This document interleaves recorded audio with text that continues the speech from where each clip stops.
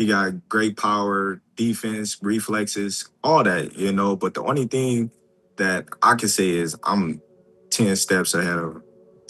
Like, I'm 10 steps ahead of him in smarts. No one, I think we overhyping this victory, in a sense where nobody picked Xander to win. Everybody was kind of like, okay, he's in over his head and it's a matter of time before Boots catch him and end the fight. But what round will it be? What about the Terence Crawford fight? I'm tired of answering questions about it. He already said millions of times that he not fighting me or looking my way, so I'm just tired of answering those questions, and if a fight happened, it happened. I want it to happen, but if not, yeah. Terence Crawford says Boots Ennis' victory over Xander Zayas is being overhyped, and that might be the hottest take to come out after fight night. But to credit Boots, he's a tremendous talent, and he's no walk in the park for no one, so he's a threat to anyone that he stepped foot in the ring with, he got tremendous speed, he got great power, defense, reflexes, all that, but the only thing that I can say is I'm 10 steps ahead of him. I'm 10 steps ahead of him in smarts. And I think, that's where he'll get in trouble with, coming straight forward, trying to box me or trying to, think shot for shot. While a lot of fans were celebrating Boots' 7th-round stoppage as the performance that officially crowned him the new king, 154 pounds, Crawford isn't buying all the hype just yet. Speaking on the Porterway podcast, Bud argued that the expectations heading into the fight mattered just as much as the result itself. How did you think Boots looked? Boots looked like himself. He was sharp, he was explosive, and, the experience that he carried in the ring allowed him to be victorious that night, and his skills and talent. Did you think he would look like that, or did you think he would look better, worse? What were you expecting going in? I wasn't expecting anything. Okay. I was just expecting to watch Xander fight and Boots fight, and that was it. According to Crawford, almost nobody seriously believed Xander was going to win. The general feeling was that it was only a matter of time before Boots' speed, power, and creativity took over. So calling the performance a career-defining masterpiece doesn't completely convince him. We overhyping this victory, in a sense where nobody picked Xander to win. Everybody was kind of like, okay, he's in over his head and it's a matter of time before Boots catch him and end the fight. But what round will it be? Right. Now, I think it's going to be different when he goes up against a Fundora or a Vergil, because if one of those guys get him hurt like Xander did, I don't think it's going to be the same outcome. What really caught my attention, though, was what Crawford said next. He admitted Boots is an elite talent, but warned that things could look very different against naturally bigger punchers like Sebastian Fundora or Vergil Ortiz Jr. Crawford pointed out that Xander had moments where he landed clean enough to get Boots' attention, and he questioned whether the same recovery would be possible if those punches were coming from someone like Ortiz or Fundora. Eddie said this would be a massive fight, you versus him. Huge. Eddie been talking about that for a long time. But the crazy thing about it is I told Eddie, I said, Eddie, this is before Canelo. I said, Eddie, you keep talking about this fight so much. Put your money up. Eddie said, I'm not paying for that fight. I said, why not? You believe in your fighter? I'm not paying for that fight. I said, I rest my case. Okay. I won't talk about it no more. That's a fascinating argument because it doesn't dismiss Boots' talent, it simply raises the standard for what comes next. But here's where this story gets even more interesting. Ennis isn't exactly backing away from Crawford either. In fact, he's made it clear he believes Terence Crawford would be easy work, a statement that's guaranteed to divide boxing fans. Suddenly, this isn't just about one victory anymore. It's about whether Boots is truly ready to take over the division, whether Crawford is setting the bar unrealistically high, and whether a future showdown between the two would settle the debate once and for all. Love him or hate him, Crawford just threw another massive question into the boxing world, and now everyone is waiting to see who answers it inside the ring. Charlo. Easy work. Fundora. Easy work. Errol Spence. Easy work.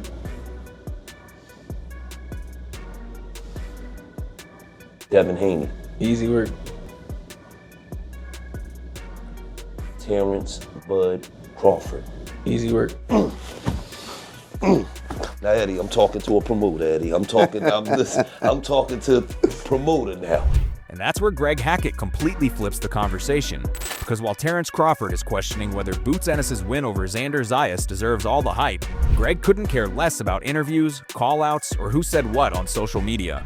His message is refreshingly simple. Enough talking, just make the fight. I actually loved that energy because he gave both men their flowers right away, calling Crawford one of the greatest to ever lace up the gloves while putting Boots in that same elite conversation, then immediately asked the only question that matters. When are they stepping into the ring? But, like, come on, bro. What the is that? You know what I mean? And listen, anybody will tell you, I with Bud Crawford. I with Bud. I think he one of the baddest motherfuckers to ever do it. I think Boots, one of the baddest motherfuckers to ever do it. Let's just get to it. You know what I'm saying? Let's just get to it. Greg's point hit me because boxing has a habit of turning dream fights into documentaries instead of actual fights. We spend months analyzing tweets, interviews, and podcast clips when the answer has always been hiding inside the ropes. He even joked that a Boots Crawford announcement wouldn't need some elaborate promotional campaign because the fight itself would become the promotion. Honestly, he's not wrong. The second that contract gets signed, every boxing show, every YouTube channel, every fan page, and every group chat is talking about nothing else. That's how big that matchup is. But bro, if that fight got announced, everybody would be talking about it. That's enough. That's enough promotion right there. Everybody. If it wouldn't be one boxing channel that wouldn't be talking about that. And you know once you get the women involved, they're gonna be all over it. You know how many women would go to that fight? Yeah. Then, without warning, Greg shifted gears and started talking about the rest of the lightweight landscape, and somehow it all tied back to the same frustration. That's why I keep coming back to his original point. Crawford versus Boots doesn't need extra drama, fake beef, or endless negotiations to sell itself. If both men truly believe they're the best, then let greatness settle the argument where it always should, in the middle of the ring. Ticket prices would be crazy. They coming out for that fight? What? They coming out for that fight? Bro, that would be like, bro, that would be like watching, bro, like I can't even find a comparison. Bro, that would be a crazy fight. That'd be it. It's not about being known, it's about the combination of the two. You don't have to know Boots for it to be a good dance. You get what I'm saying? I say, once people get to talking about it in the streets. And that's where the conversation takes another sharp turn, because after Greg Hackett basically said, enough with the speeches, just make the fight, Max Kellerman and Tim Bradley started arguing over something much deeper than who wins or loses. They started debating what Boots Ennis actually is. I found that fascinating because Max wasn't impressed by the result as much as everyone else seemed to be. He kept coming back to that third round, pointing out that once Xander Zayas simplified everything with straight shots down the middle and a smart jab, Boots suddenly looked far more hittable than people wanted to admit. That's a bold observation, and I understand why it rubbed some fans the wrong way. Then Tim Bradley jumped in like the captain of Team Boots, basically saying, "You're missing the point." To Bradley, getting clipped wasn't proof of weakness. It was proof that Boots can recover, adjust, and still take control against a quality opponent. Honestly, both arguments make sense, and that's what makes this debate so entertaining.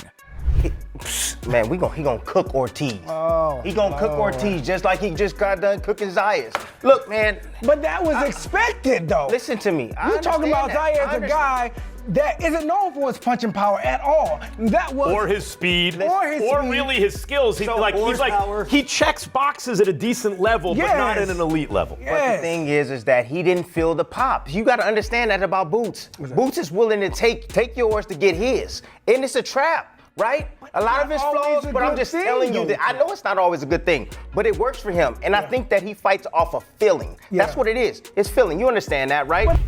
Mike Coppinger added another wrinkle by saying Boots is different from everyone else at 154. Not because he's flawless, but because he has that rare quality you can't really teach. Andre Berto, though, wasn't ready to hand over the crown. He kept warning that natural talent can become a trap if fundamentals don't keep evolving.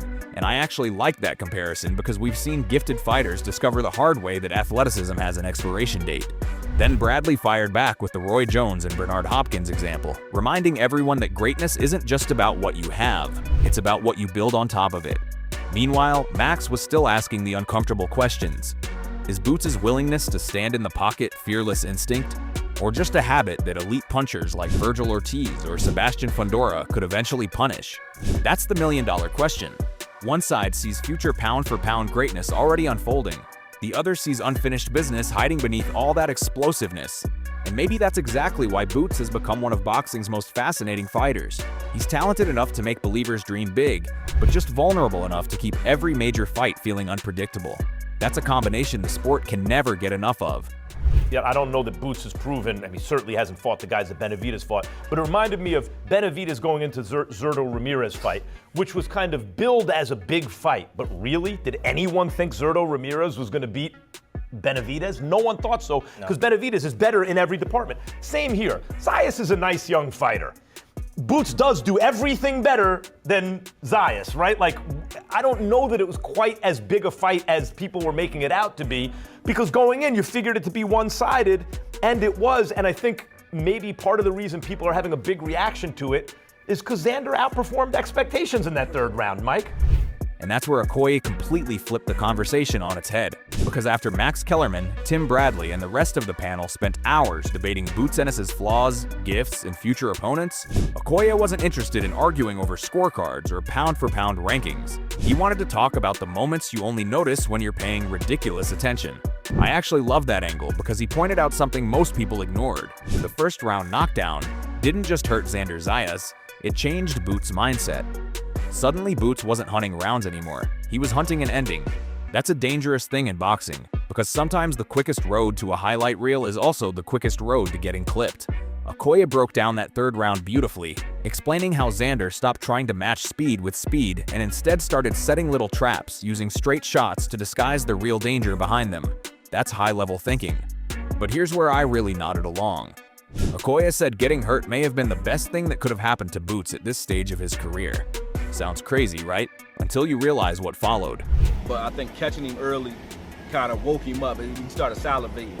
And if there is a knock on Boots right now, or any guy that punched like him, is like, the only shot you got is when he's trying to kill you. Like, when he coming after you, when he think he got you, because he a good finisher, he coming to finish you.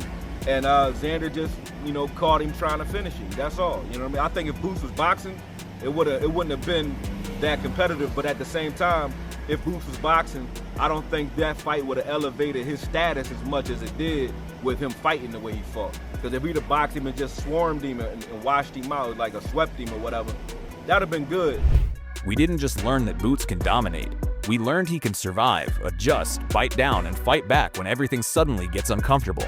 You can't manufacture that kind of credibility. Then Akoye shifted into the business side, and honestly, that's where it got spicy. He argued this performance probably attracted more future opponents than a one-sided masterclass ever would have. Why? Because now every contender is watching the same clip thinking, I can land that shot too. That's exactly how the biggest fights get made. I also couldn't help laughing when he imagined Bergil Ennis staring across the ring after the fight looking like a disappointed math teacher instead of a celebrating trainer. That's a father who saw the win but also saw the homework that still needs to be done. Finally, Akoye made a point that stuck with me. Stars aren't created just by winning. They're created by giving people a reason to argue. Some fans now believe Boots is unstoppable. Others think they've spotted the blueprint to beat him. That's perfect for boxing. The believers will tune in to watch greatness continue. The doubters will tune in hoping to witness the upset. Either way, everybody's buying a ticket. And that's when a champion stops being just another title holder and starts becoming the main event. People don't pay attention to how much body shots slow it got down, but Boots in that round, he caught Xander with 3 uppercuts to the body and came up top with a hook. And Xander stayed hunched over after that. Yeah. He never stood all the way back up because that hurt him. It took the wind from him. So when he did that, I think that kind of bought him time. And then after that round, I don't know what Bergil said to him in the corner, but after that round, he came back out more, with more rapport, and he was more poised. But I think that pissed him off too. He wanted to knock him out for sure after that. And just like that, one fight changed the entire division. Some people see Boots Ennis as the next pound-for-pound king, while others believe the toughest tests are still waiting. That's what makes boxing great. Every answer creates a new question. Now it's your turn. Did Boots prove he's the man at 154? Or do Crawford, Vergil Ortiz, or Fundora have the blueprint to beat him? Drop your thoughts in the comments and let's debate. And yo, don't forget to like, share, and subscribe to Boxing Headquarters. See you in the next one.